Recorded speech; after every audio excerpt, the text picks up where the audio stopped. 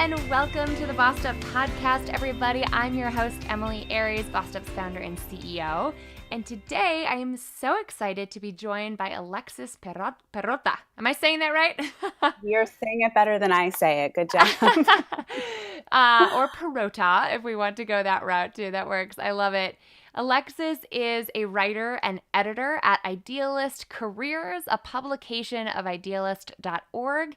And you've actually already heard some of Alexis's wisdom right here on the Bossed Up podcast a few boss tip episodes back. I'll drop the link to that episode in today's show notes. But Alexis is tuning in from New York today. Thank you so much for being here. Of course. Thank you for having me. So we've got this sticky listener-submitted career conundrum to break down today from Gabriella. Gabriella writes in to say she's worried about how to explain what she thinks looks like being kind of a flighty employee on her resume. She's had a few short-term job situations, not because she doesn't want to remain loyal to her employers, but she says as a woman of color especially, she finds herself often in untenable workplaces or toxic workplaces, dealing with a lot of microaggressions, dealing with harassment.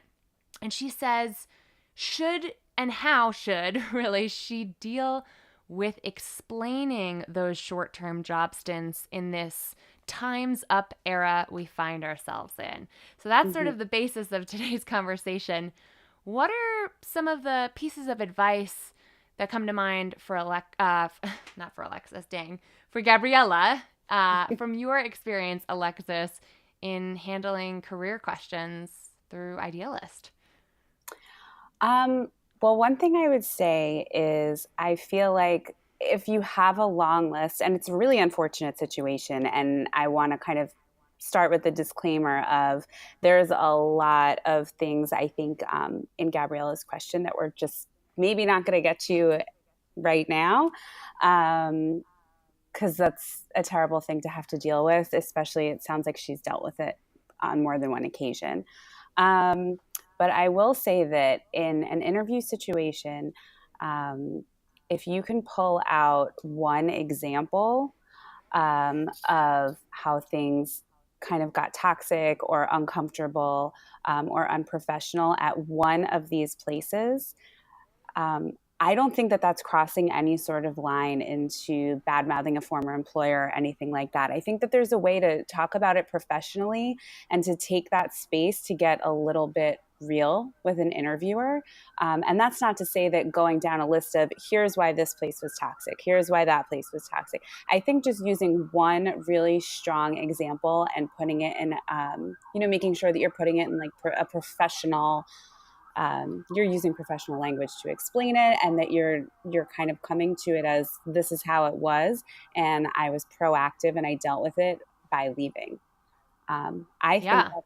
I think that's fine. And I would say personally, I had a situation where I was at a job for about 2 months and I realized that it was not a good place for me.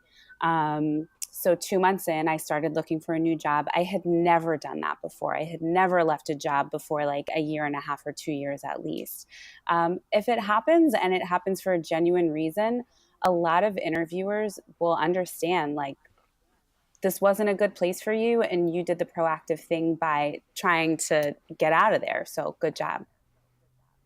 I love that example. Thank you for sharing it. And I wonder, in your experience interviewing after leaving that job fairly quickly, how did you stay focused on the future, right? How did you spin it so that the interviewer knew you weren't looking to be a flighty employee? You were, in fact, proactively seeking an environment that would enable you to stay for a while.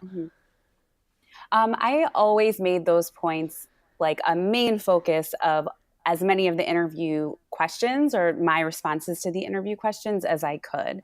I always reiterated the fact that I'm looking for a team. I'm looking for a place to grow. I'm looking for a place to really like plant roots and develop all of my professional skills. And then I guess another thing that I did to just sort of reiterate that I wasn't trying to run was just talk about the things that I took away from that job, even though I was only there ultimately for 4.5 months, you have to be able to identify something that you did there, something that you learned there, even if it, didn't necessarily have to do with the office environment or your direct supervisor, or even your colleagues. Maybe you worked with a vendor who, taught you something. Maybe you were really inspired by a client. I mean, whatever it is, you have to find something to show that you weren't just there to stick around until things got tough, but you were really trying to take what you could. Yeah, I like that idea because I almost feel like when you're in the interview process, people are making associations with you. Mhm. And if you're going through this laundry list of many different jobs that didn't work out for different reasons and really painting yourself as a victim, even if you were a victim, even if you Right. were victimized, people are associating you with that victimhood or with that toxic work environment. And they start to make those associations into predictions for maybe it's not the Mhm. environment, maybe it's you. So, really staying positively framed and saying, well, here's what I gained from that anyway. Here's what I'm looking for moving forward, and staying focused on the future, focused in terms of positively framing what you did gain is such a great way to make that association that they're making in their heads about you a good one, right? Mhm. Absolutely. And this is something we see a lot here at Bossed Up. We're focused on helping women craft sustainable career paths. And unfortunately, a lot of times we live in a world that doesn't make that very easy for women, Mhm. right? There are a lot of microaggressions, especially levied against women of color. How do you recommend women or career writers who are writing into your great Ask Alexis column at Idealist Careers to handle a workplace that's just gone south? I feel like that's like the $1 million question because you can't always, there are a lot of situations where there's nothing much beyond how you respond to it that you can control. And that's such a crappy answer. And I hate to say it, but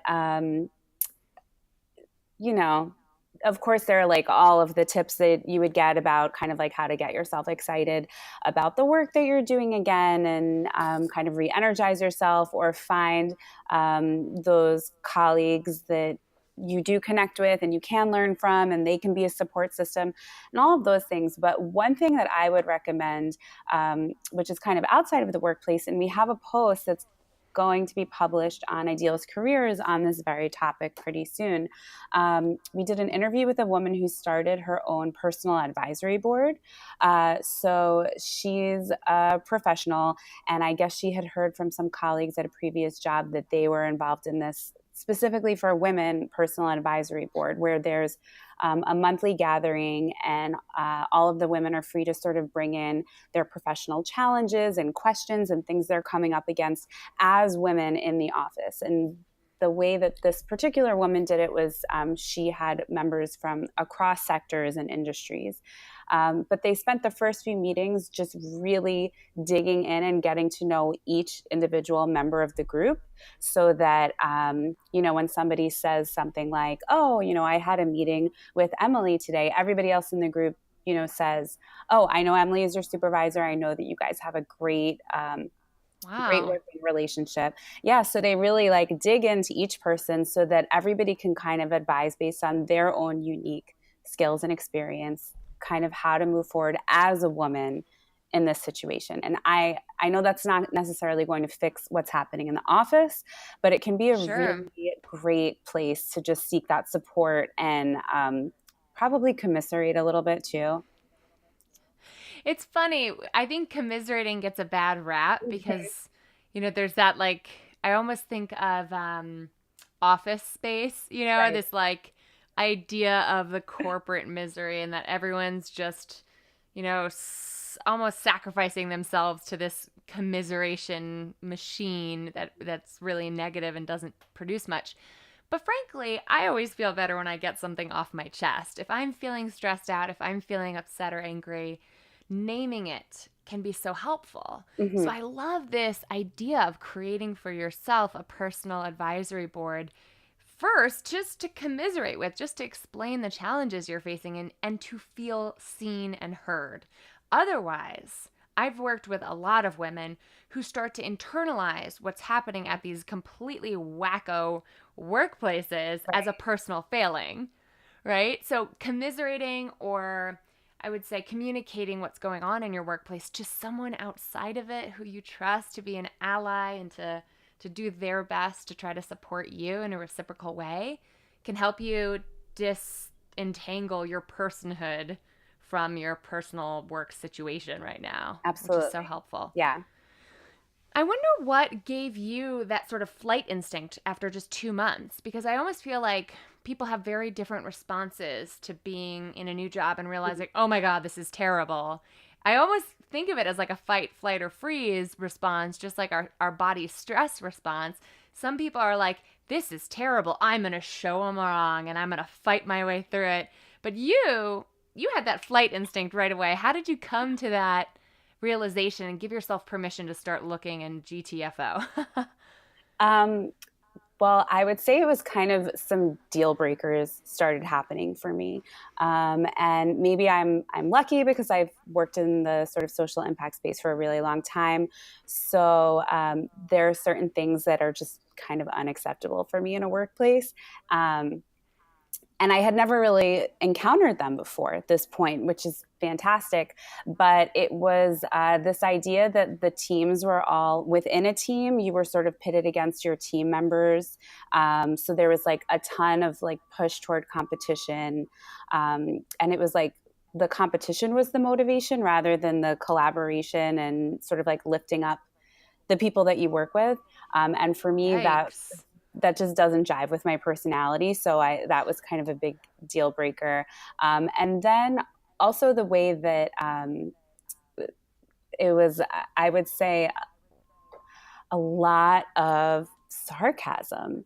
So Huh. again, it was like a lot of sarcasm was like a part of the office culture. And it was like almost this motivation to do better because you don't want to be like shamed in this like sarcastic way in front of everybody. And that was like what the motivation was. And that I kind of knew that that wasn't going to work for me because I had always worked in places where everybody was, really supportive. Um, but I will say that I am not one for change. So it was pretty extreme for me to have left a job that I actually loved to take this opportunity.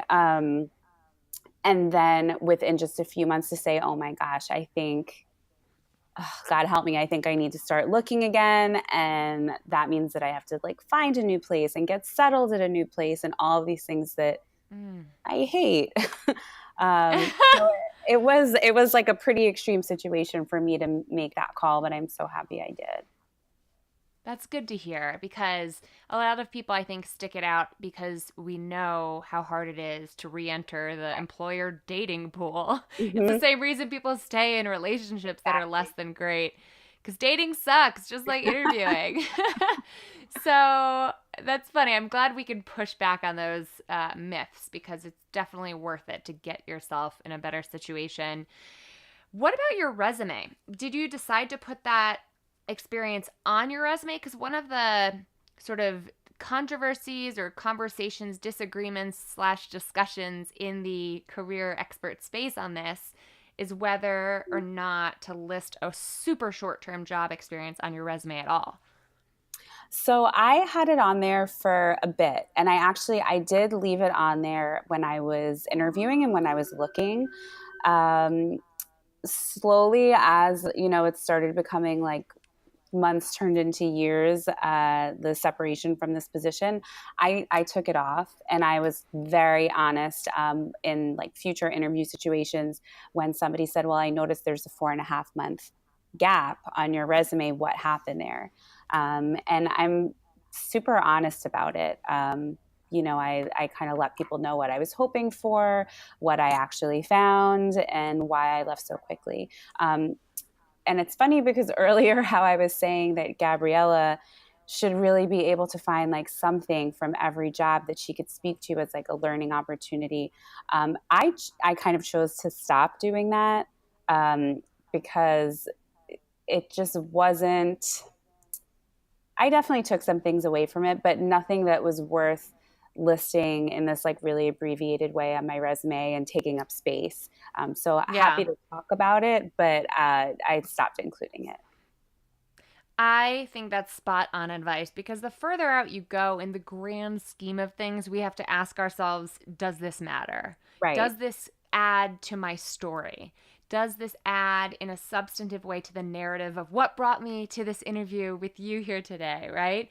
I think when I'm considering interviews, I really encourage folks to really craft a clear narrative that ends with them being the perfect candidate, right? Everything in my life has led me to you, and I'm the perfect person for this job.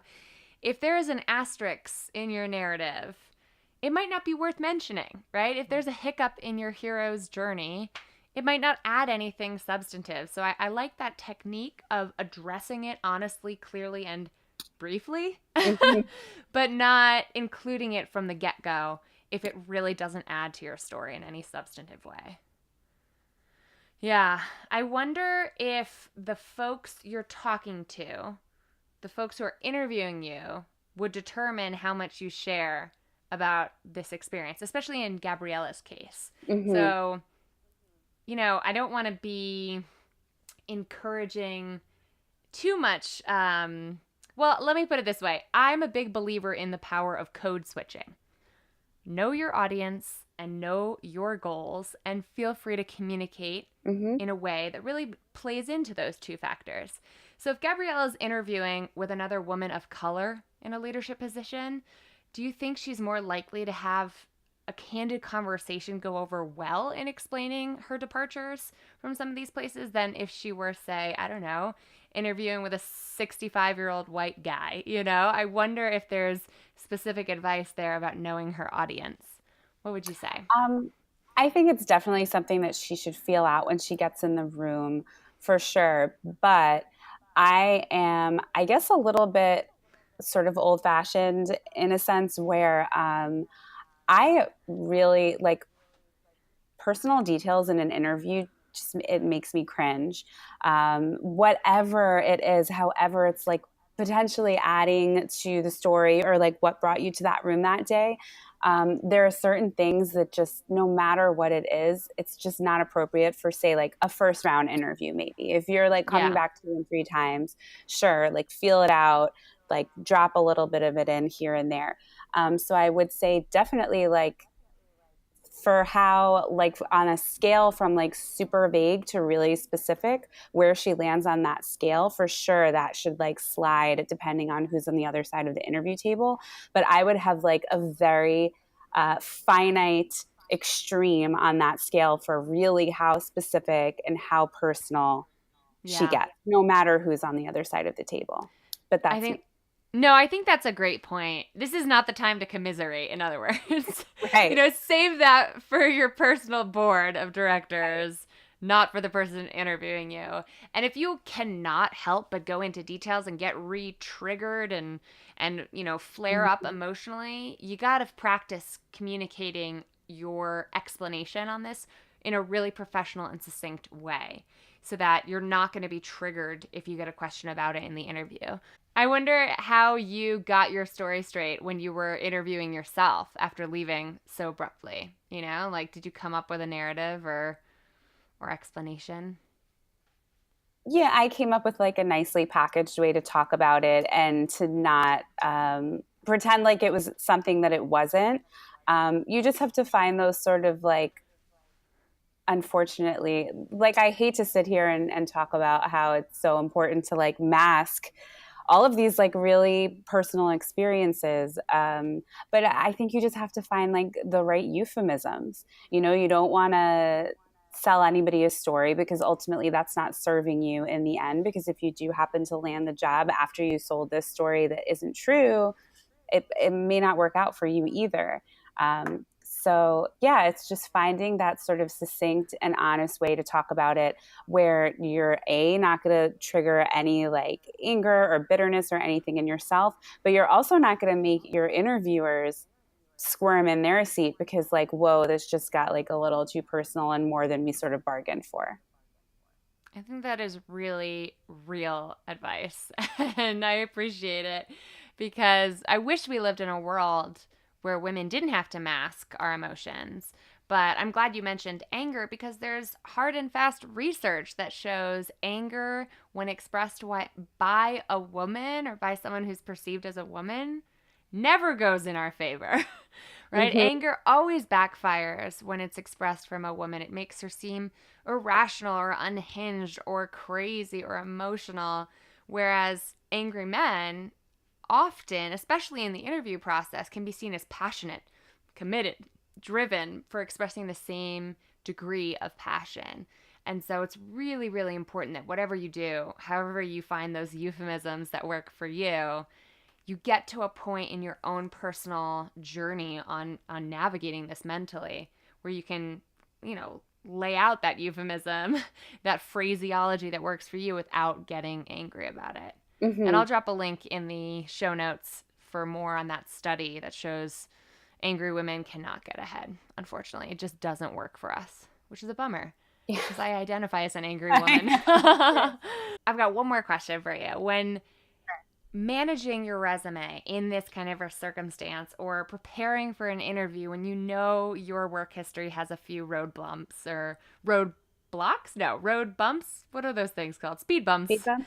That's the thing along the way. How do you advise folks? Any last tips or tricks for making the most of that sticky situation? Okay. So I would say definitely just practice what you're going to say it to a friend, do like a video recording of yourself so you could watch it back and just make sure that you're finding the most succinct and effective way to tell that story and speak to those gaps. I always am a proponent of walking into an interview with notes, and I don't try to hide those notes. And I encourage when I am interviewing somebody, I encourage them to like take notes. Like, don't pretend like you just have it all down and it all just comes naturally to you because it's interviewing and it's hard. Yeah. um, so I would go in there with my resume marked up with the things that I really felt like I walked away with from each one of these sort of like shorter stint situations, so I can answer those questions like really quickly and succinctly as well. um, and again, just to kind of go back to what we were talking about before, I think it's just important to remember that, interviews, an interview is different than a job. So while there are just certain expectations for all of us of sort of how we're going to present ourselves in an interview and what we're going to get into and what we're not going to talk about, and what kinds of questions we're going to ask and all of those things, that all changes once you're in the office once you get the role. So I would never recommend that somebody like keep all of this like past professional trauma bottled up inside like once they get to where they're going, because once you're in there you now have like a platform to make a change and to do what you feel like you need to do and talk to people and talk to HR and figure out like what kinds of like trainings or brown bag lunches or mentor programs you can have in your office to address all of these things that don't work for you and you don't like. I just don't think an interview is a place to like dive in. I love that. And what an empowering way to end this piece of advice because just because you've been in crappy situations in the past doesn't mean we have to mask all of that and suppress it and accept less than great workplaces moving forward. Mm-hmm. And that kind of goes back to the fight, flight, or freeze response because in a new place, you can be proactive about preventing the need to fight or flight or freeze, right? By saying, how can we as an organization, because I've done my work, I'm interviewing at organizations I know are going to be workplaces that I want to be a part of. Mm-hmm. How can we show our collective values for caring about gender equality or caring about creating safe spaces for all kinds of people or caring about diversity and inclusion? And there's plenty of resources out there for companies. Plenty of companies have brought Bossed Up's resources in, have brought me in to help make that happen. And I have to say, that's the one thing I'm encouraged by. I'd be curious to hear your thoughts on this, but I think that the Me Too / Time's Up movement, for as scary and depressing as it can be to hear about all this stuff that's going down in our workplaces in such a common occurrence, it's also an opportunity for us to talk about our values and how to make them available and live true to them for all people moving forward. So that does give me hope. I absolutely agree. And I think it's a moment to take advantage of, because this stuff, unfortunately, there will always be some part of this issue in the workplace, in the world, wherever. But like right now in this moment, it's a part of the conversation and everybody's talking about it. And you don't even have to like broach the conversation in this uncomfortable way because it's already a part of the conversation. So why not take advantage of the fact that you don't have to like figure out how to bring it up because it's been brought up. And it won't be like that forever. So there's this window to kind of skip that, like, oh, how do I raise this issue that's really uncomfortable for me? And I don't want to, like rub anybody the wrong way or whatever your concerns are. Like now is kind of this window where you can talk about it and everybody's going to know what you're talking about. And everybody else is talking about it too. And talk about doing something to make sure it's not going to happen to you. I love that. Mm-hmm. So tell us a little bit about how Idealist.org and Idealist Careers can help people get the resources they need, especially if they're in the social impact or nonprofit or for-cause sectors. Like, what do you got going on there? And tell us more about what you're writing about. Sure. So Idealist.org is where we have like thousands and thousands of job listings and intern opportunities and all sorts of things. I think a lot of people are familiar with that, which is awesome. And then we have kind of our lesser known publication called Idealist Careers.